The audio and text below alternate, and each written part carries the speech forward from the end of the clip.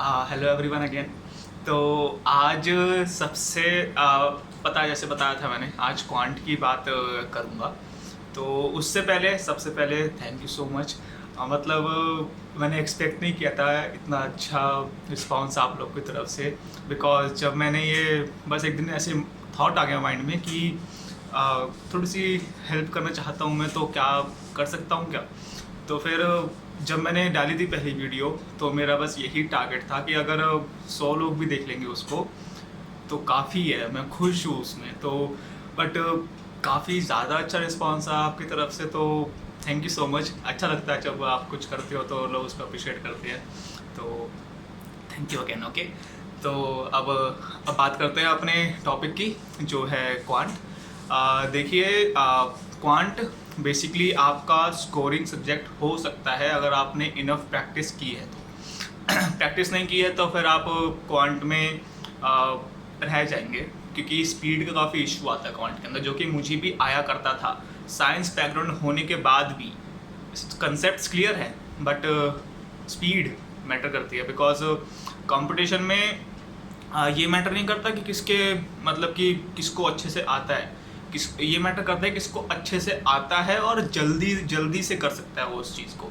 वो काफ़ी चीज़ मैटर करती है। योर मेथड काफ़ी ज़्यादा फैक्टर प्ले करता है, कि आपका डिसाइडिंग फैक्टर होता है कि आप उसको कट ऑफ में ले पाएंगे या नहीं ले पाएंगे। तो बात करते हैं क्वांट के सेक्शंस की धीरे धीरे। तो सबसे पहले करते हैं अपने पार्ट अरिथमेटिक की। देखिए, अरिथमेटिक के लिए मैंने आपको बताया था, सबसे जो बेस्ट बुक मुझे लगी थी, अगर आपके बेसिक्स क्लियर हैं तो आप जाइए सर्वेश के वर्मा पे। अगर आपके बेसिक्स क्लियर नहीं हैं, प्लीज़ प्लीज़ पहले उनको क्लियर कीजिए। और क्लियर करने के लिए आपके पास एक बुक होती है, quantitative aptitude by RS Agarwal.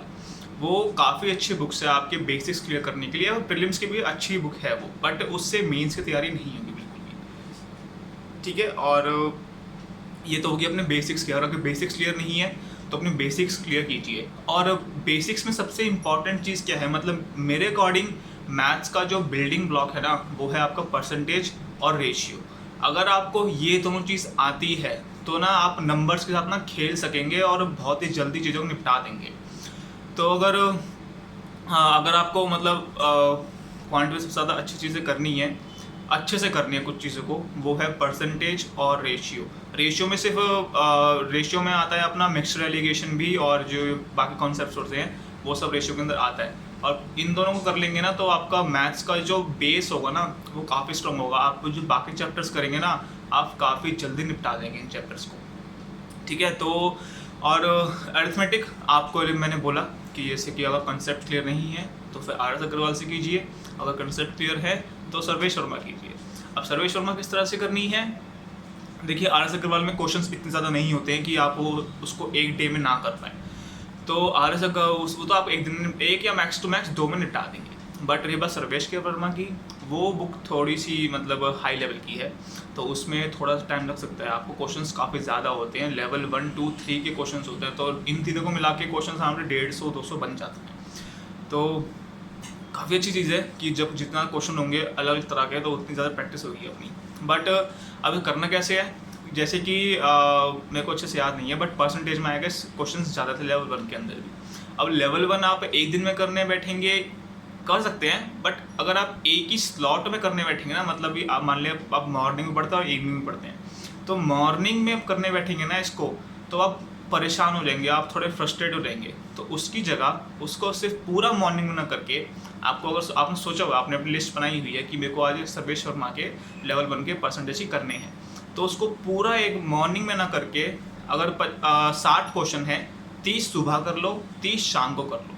Because इससे क्या होगा, आपका ना इंटरेस्ट बना रहेगा, क्योंकि तभी चीज़ों को करने का मजा जब उसमें इंटरेस्ट बना हुआ है। बिकॉज अगर कुछ ऐसी चीज़ आ गई जो आपको नहीं आती और उस टाइम पे आपका इंटरेस्ट नहीं बना हुआ, आप उसको बस सॉल्यूशन देख के छोड़ के बस देखेंगे, सीखेंगे नहीं। देखना और सीखना इज़ डिफरेंट। तो आप बस देख के छोड़ देंगे कि हाँ मैंने देख लिया क्या है इसमें, उसको सीखेंगे नहीं। तो ऐसे आप मतलब कि थोड़ा डिवाइड कर लीजिए, बड़ी चीज़ों को छोटी चीज़ों में काट काट के आराम से करेंगे, तो वो बड़ी चीज़ लगेगी ही नहीं कि बड़ी चीज़ थी वो कभी भी। ठीक है, तो मैंने बता दिया कि आप सर्वेश वर्मा कैसे कर सकते हैं छोटे से एग्जाम्पल से। अब रही बात अपने DI की देखिए, DI के लिए मैंने बुक रेफ़र की थी अरुण शर्मा, बट मैंने उसको ड्रॉप कर दिया था। रीज़न बीइंग मैंने मतलब कि मेरे हिसाब से मैंने बोला हुआ है कि मेंस की और प्री की तैयारी अलग नहीं होती है। जो भी तैयारी होती है एक साथ ही होती है। तो जैसे कि अगर मैं परसेंटेज करने बैठा हूँ ना, और तो मैं परसेंटेज के सारे क्वेश्चन कर दूंगा मेंस लेवल के भी। बट जो अरुण शर्मा बुक है उसमें जो DI थे वो थे टाइप को लेकर, ना कि चैप्टर को लेकर। For example bar graph DI, pie chart DI, ये सब थे। मेरे को चाहिए थे चैप्टर वाइज DI, ताकि जो मैं चैप्टर कर रहा हूँ उसको अच्छे से खोद के अच्छे से पूरा कर लूँ। तो इसलिए मैंने फिर अरुण शर्मा को ड्रॉप करके, मैं बुराई नहीं कर रहा हूँ, वो बस मेरा वे था चीज़ें कंप्लीट करने का, कि जब मैं कुछ चैप्टर कर रहा हूँ तो मैं उसको ऐसा करूँ कि मैं उसका कुछ भी चीज़ ना छोड़ूँ। तो अरुण शर्मा को वो अरुण शर्मा को ड्रॉप करके मैंने जो साइट्स थी वही स्मार्ट कीड़ा एंड एग्ज़ाम पंडित, उन पे चैप्टर वाइज PDF थी हर एक DI की, तो मैंने वो की है। ओके, तो ये तो बात हो गई अपनी। देखिए अभी बोल रहा हूँ, प्री और मेंस की तैयारी अलग अलग नहीं होती है। अलग अलग करेंगे टाइम नहीं होगा, फंस जाएंगे। कुछ करने बैठे हैं तो उसको ऐसा कीजिए कि वो ख़त्म ही हो जाए एक बार में, ठीक है। फिर नेक्स्ट करते हैं अपनी मिसलिनियस पार्ट। देखिए मिसलिनियस पार्ट ना मेंस में ना, अगर आपका मतलब 15 से 20 क्वेश्चन ऐसे आते हैं मिसलिनियस के जो कि डुएबल होते हैं ईजिली, और 15 भी नहीं तो 10 तो आते ही आते हैं जो कि डुएबल आते हैं। तो अगर आप वो उनको पहले कर लेंगे तो सबसे बेस्ट वही है। और वो कैसे होंगे, जब आपकी प्रैक्टिस अच्छी होगी इस मिसलिनियस क्वेश्चंस की। मिसलिनियस मतलब देखिए प्री का जो कॉन्सेप्ट है उसी को एक्सटेंड करके मेंस में हाई लेवल पे पूछा जाता है। फॉर एग्जांपल नंबर सीरीज है प्री के अंदर, उसको हाई लेवल पे करके फिल इन द ब्लैंक्स करके मेंस में पूछ लिया। क्वाड्रेटिक इक्वेशन है, उसको हाई लेवल करके उसमें पूछ लिया। तो अगर आपका प्री से ही ये अगर आप ये ना सोचे कि आप प्री और मेंस को डिस्टिंग्विश कर रहे हैं बीच में कि इसकी तैयारी अलग करूँगा इसकी तैयारी अलग करूँगा, नहीं। अगर आप एक ही बार में सब अच्छे से करेंगे ना तो आपका मिसलिनियस पार्ट भी पूरा हो जाएगा मेंस के लिए भी। अब मिसलिनियस में सबसे ज़्यादा स्कोरिंग जो लगता है, मिसलिनियस में भी सबसे ज़्यादा स्कोरिंग लगता है मेरे को क्वाड्रेटिक इक्वेशन, बिकॉज उसमें अगर आपकी कैलकुलेशन स्पीड अच्छी है तो आप नंबर्स के साथ खेल सकते हैं। आपको पता है कैसे करते हैं तो आप कर सकते हैं। सबसे बड़ा इशू आता है कैलकुलेशन स्पीड का, तो जो कि मेरा भी था एक्चुअली।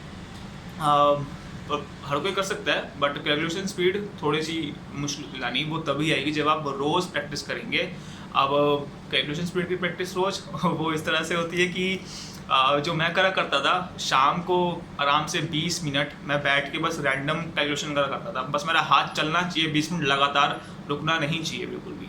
आराम से जो भी चीज़ें हैं अच्छे से नोट डाउन कर, मतलब अच्छे से उनको कुछ भी रैंडम नंबर्स, मतलब 17 × 18 कर लिया या 25 × 23 कर लिया, कुछ भी कर लिया, मेरी मर्जी आपकी मर्जी, कुछ भी करो, बट प्लीज़ 20 मिनट तक आराम से करो, बिकॉज वहाँ पे आपका हाथ चलना चाहिए तेज़ तेज़, तभी हो पाएगा। और कुछ टाइम के बाद तो ऐसा हो जाएगा कि आपको हाथ के इतनी ज़रूरत भी नहीं पड़ेगी, आप थोड़े बहुत ना नंबर्स देख के समझ जाएंगे कि चल क्या रहा है एक्चुअली क्वेश्चन के अंदर। तो देखिए मैथ्स को ऐसा इतना बड़ा पहाड़ नहीं है, वो बस ये है कि आपको प्रैक्टिस ना मैथ्स में as compare to reasoning and English काफ़ी ज़्यादा चाहिए होती है, बिकॉज टफ है बट इतना भी नहीं जितना इसको बनाया गया है। तो अगर आप प्रैक्टिस करेंगे तो आपको ये एक्चुअली काफ़ी स्कोरिंग चुन्नू मुन्नू लगेगा, तो ये चीज़ है। एंड प्लस एक और चीज़, जो मेरा करंट अफेयर्स का था उसको मैं टेस्ट करा करता था एक ऐप के थ्रू। वो क्विज का ऐप था, मेरे को उसका नाम याद नहीं है, मैं उसका जो लिंक है वो अटैच कर दूंगा डिस्क्रिप्शन में। तो आज यही बात थी, अगर मैं कुछ भूल गया हूँ तो आई एम सॉरी, बट कुछ भी चीज़ हो अगर तो मुझे प्लीज़ बता देना, मैं उसको कमेंट में रेफर उसका आंसर कर दूंगा। तो बस एक चीज़ ध्यान रखना, तैयारी मेंस की और प्री की अलग अलग नहीं होती है, स्पेशली क्वांट में। अगर चैप्टर करने बैठे हैं तो उसको उतना डीप तक कीजिए कि आप हर चीज़ उसके बारे में जानते हो, ठीक है। और नेक्स्ट वीडियो का जो भी होगा बता देना कि किस चीज़ पे होनी चाहिए, बिकॉज मैं थोड़ा कंफ्यूज हूँ। तो जैसा भी होगा just let me know, okay. और thank you so much again, bye.